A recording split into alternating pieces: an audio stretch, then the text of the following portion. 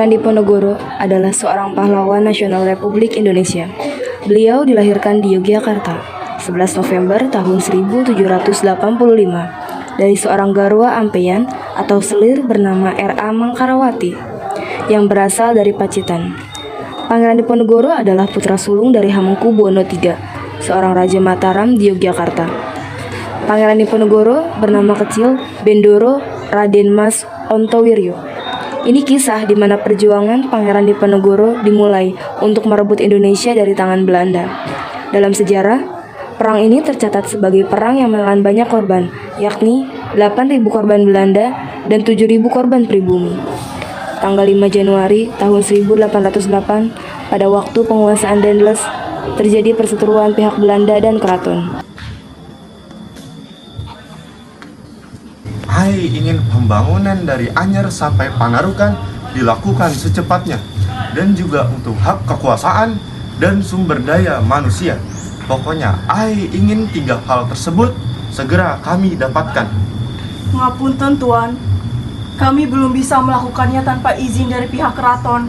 Anda bisa pilih jalur yang lain, masih ada jalur yang bisa Anda pilih.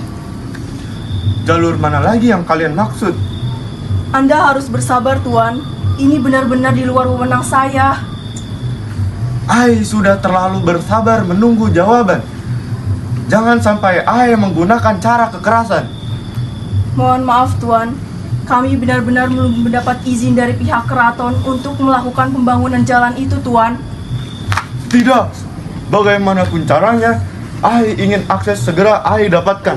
Kedua pihak tidak ada yang mengalah. Mereka tetap kukuh dengan pendiriannya masing-masing.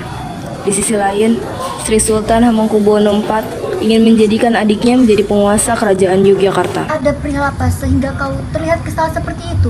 Mohon maaf Tuan, pihak Belanda ingin kita secepatnya melakukan pembangunan jalan itu Tuan. Baiklah, akan ku coba bicarakan dengan Sri Sultan. Baik, terima kasih Tuan.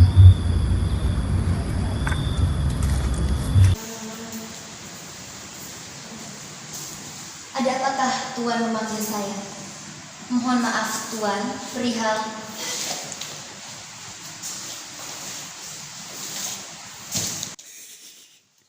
Sistem birokrasi kerajaan kita mulai kacau. Bagaimana kalau kita menaikkan tahta gitu saja? Pasti hal ini akan membantu sistem birokrasi kerajaan kita. Tapi Tuan, bagaimana itu bisa terjadi? Apakah Sri Sultan Hamengkubuwono V bisa memimpin kerajaan kita di usianya masih sangat muda? Pada tahun 1823, datanglah residen Belanda, yaitu Smitherd. Salam Tuan. Bagaimana kalau kerajaan Tuan saya yang pimpin sementara untuk menggantikan adik Tuan? Nanti setelah beliau tumbuh dewasa, akan saya kembalikan. Dengan begitu kehidupan rakyat akan sejahtera. Baiklah, tetapi masih ada harapan dari pihak keraton yang dapat memimpin. Ia adalah keturunan Pakualang, yaitu Diponegoro. Apa yang Tuan bicarakan?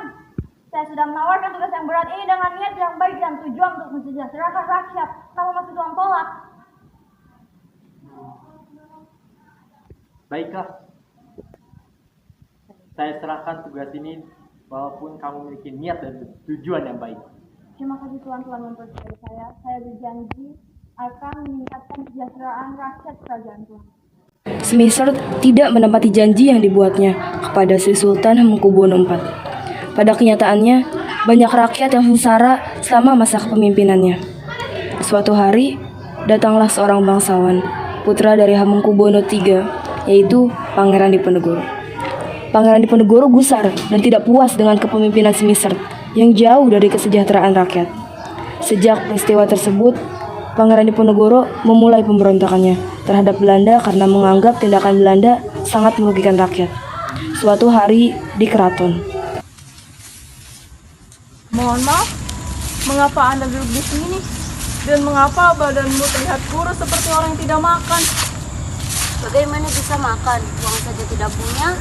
Entahlah, keuangan kerajaan mulai menurun akibat memimpin sekarang. Saya jadi rindu dengan kepemimpinan Tuan Sri Sultan. Semenjak pemimpin dari Belanda itu sangat berbeda jauh dengan Tuan kami. Pemimpin Belanda itu kejam sekali dan tidak memiliki hati. Kita harus cari siasat untuk membayar kompensasi. Bagaimana kalau kita manfaatkan saja Diponegoro? Dia kan punya banyak koneksi dengan banyak bangsawan sepertinya. Benar kata kamu, mari kita lakukan. Assalamualaikum. Waalaikumsalam. Monggo masuk. Loh, kalian toh? Duduk. Kasih Tuhan. Ono apa saudara-saudara kemari dengan raut wajah yang tidak senang?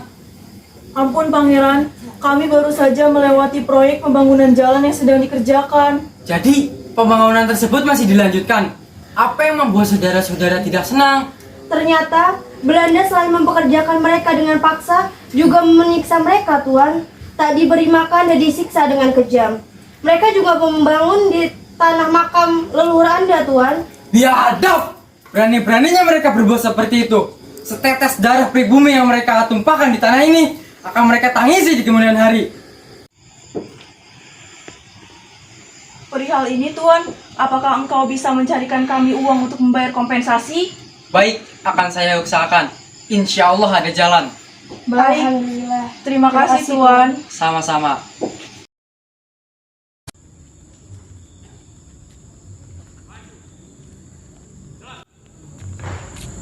Mengapa kalian bekerja sama dengan Belanda, lalu memberikan kompensasi penyewaan tanah tersebut? Dengan kami memberikan kompensasi tersebut, Belanda pasti bersedia mengurusi semua tanah kami. Benar, apa yang dikatakan Patih Donorejo? Belanda akan membantu kita. Seharusnya kalian tidak bekerja sama dengan Belanda, lalu memberikan kompensasi tersebut. Apa yang kalian lakukan membuat rakyat menderita dan keuangan keraton menjadi bangkrut. Tapi ini juga sangat menguntungkan bagi kita. Apa yang kalian dapat dari Belanda? Sangat banyak, tetapi kami tidak bisa sebutkan satu persatu. Yang jelas, kami akan tetap bekerja sama terhadap Belanda. Tidak berguna. Saat konflik itu terjadi, akhirnya Pangeran Diponegoro memutuskan hubungan dengan pihak keraton.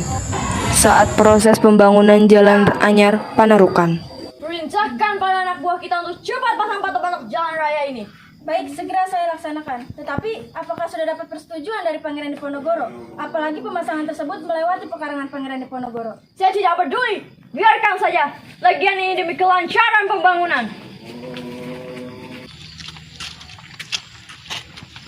Pasang patok-patok ini segera. Baik Tuan. Setelah Pangeran Diponegoro mengetahui hal tersebut, beliau memerintahkan rakyat untuk mencabuti patok-patok tersebut.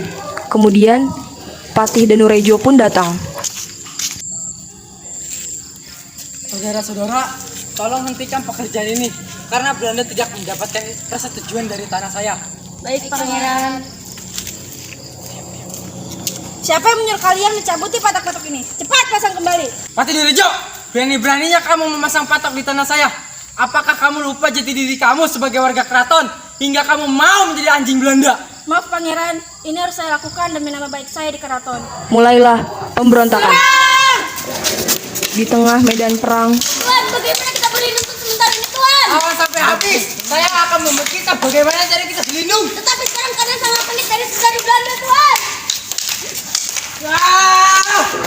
setelah Pangeran Diponegoro mempertimbangkan, beliau telah memutuskan agar pasukannya berlindung ke arah Goa Selorong.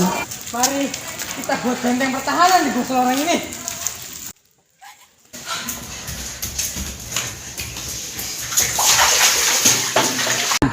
Kuatkan pasukan kita untuk melawan Diponegoro. Kirim Letkol Klurens ke daerah Tegal dan Pekalongan, dan Letkol Dil ke daerah Banyumas. Tetapi kita harus benar-benar memperkuat pasukan kita. Bagaimana jika kita meminta bantuan kepada pasukan kita yang berada di Sumatera Barat? Lakukan saja jika itu yang terbaik. Baik, akan saya lakukan. Kemudian, Pangeran Diponegoro menyusun siasat perang, merencanakan untuk menyerang Keraton Yogyakarta dengan mengisolasi pasukan Belanda. Sebagai pemimpin, Pangeran Diponegoro didampingi oleh Pangeran Mangkubumi, Ali Basyah Sentot, dan Kiai Maja sebagai pengawas spiritual dalam perang ini. Perang ini semakin meluas, hampir di seluruh Jawa. Karena itu, Belanda berusaha meningkatkan kekuatannya. Bagaimana kalian ini? Melawan Diponegoro saja tidak becus. Kalau begini caranya, kita akan kalah dalam peperangan ini. Tapi kami telah menjalankan siasat yang telah disusun. Alasan, aku akan menggunakan strategi baru. Kita akan menggunakan strategi benteng stelsel. Baik, Tuan. Pada tahun 1827, perlawanan Diponegoro berhasil dikalahkan oleh Belanda. Para pemimpin yang membantu Diponegoro mulai banyak yang tertangkap, walaupun perlawanan rakyat masih terjadi. Serang habis pasukan Belanda, jangan sampai kita mau kalah oleh mereka. Siap Tuan, Kapten Nen pun sudah saya tewaskan. Pasukan Belanda mencoba mendekati Ali Basia Sentot untuk berunding, tapi ia selalu menolak. Kita bisa menunggu Sentot menerima ajakan kita. Bagaimana kalau kita minta bantuan saja kepada Arya Prawiro di Ningrat? Mungkin bisa. Kami akan mencoba meminta bantuan kepadanya. Mengapa tidak kau terima saja rundingan yang akan diadakan oleh Belanda? Untuk apa? Belanda itu musuh kita. Yang aku tahu, Belanda mengadakan rundingan yang akan memberikan banyak keuntungan. Baiklah, akan kucoba. Setelah itu, pihak Belanda berhasil meminta bantuan Arya Prawiro di Ningrat. Ali Basyar, apa yang ingin Anda pertahankan dan apa yang bisa kami dapatkan? Biarkanlah aku dan pasukan Diponegoro berjuang di jalan Allah. Baiklah, akan kami wujudkan. Tetapi setelah perjanjian ini pada tanggal 24 Oktober 1829, kalian semua harus menyerahkan diri ke ibu kota negeri. Kemudian ditandatanganilah perjanjian Imogiri antara Ali Basia Sentot dengan pihak Belanda. Penyerahan diri atau tertangkapnya para pemimpin pengikut Diponegoro merupakan pukulan berat bagi perjuangan perang Diponegoro.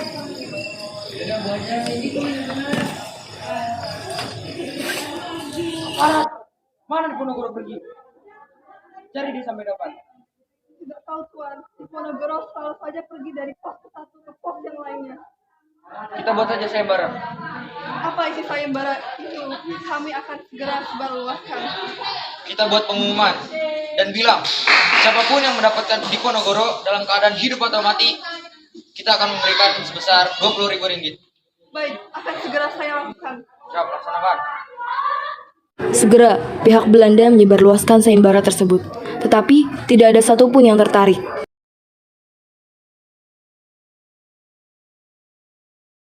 Pihak Belanda berhasil menemukan Diponegoro di daerah Gombong. Tipuan dari Belanda berhasil menyerahkan Diponegoro dalam keadaan hidup. Kemudian, ia dikirim ke Semarang dan menuju pelabuhan untuk diasingkan ke Sulawesi Selatan. Hingga Pangeran Diponegoro meninggal di benteng Belanda yang berada di Makassar, yaitu benteng Fort Rotterdam. Ia pun dinyatakan meninggal saat pengasingannya di Makassar, Sulawesi Selatan pada tanggal 8 Januari tahun 1855 pada umur ke-69 tahun.